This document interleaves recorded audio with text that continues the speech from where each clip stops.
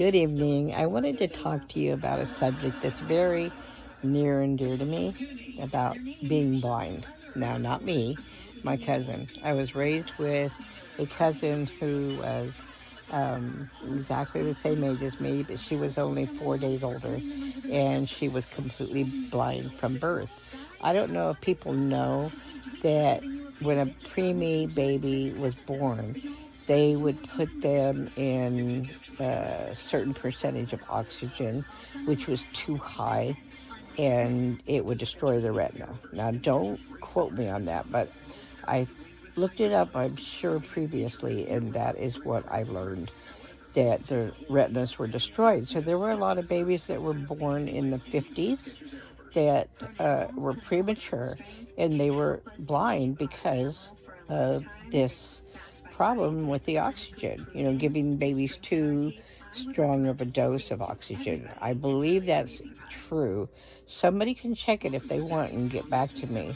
But anyway, what I was thinking was um, what would be wonderful is uh, if they would invent some kind of chip to put into your eye socket that attaches to the nerves and that goes into the brain and transmit visual information to the brain, and then the brain could actually see. And I think that eventually they'll come up with something like that. But wouldn't that be wonderful, so that blind people could see? They wouldn't have to walk around in the dark. Like I said, I grew up with a blind cousin. A lot of times I was her eyes. She would ask me what something looked like and what colors looked like. That was the hardest thing. I could not describe colors to her. I would say, well, the sky is blue. The water is blue. You know, your dress is red. But she said, but what does that look like? And I didn't think to tell her that red is like fire and blue is like ice or something to that effect, because I was young, I didn't know. But can you imagine being completely blind?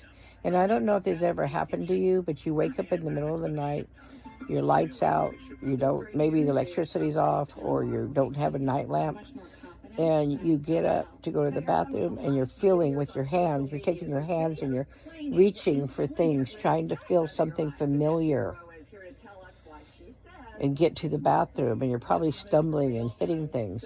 Well, that's what it was like for Debbie to be blind. Everything had to be in a certain place so that she could feel it. And even then, she always walked with her hands out because she needed to know where things were, you know. And that was her life, And the way she knew what things looked like was by feeling them. She could feel your face and see what you looked like. She would feel my face. She knew it was me, even if I stood very quiet. And still, she'd feel me, feel my face, and would know it was me. She knew it was me. Anyway, that's a hard life. It was a hard life for her, I know. But she handled it really well. She always had a smile on her face. She always laughed. And I love her and I miss her very much. She passed away several years ago. Well, actually, in, I want to say 2000, the year 2000. So she's been gone for a while, but I miss her.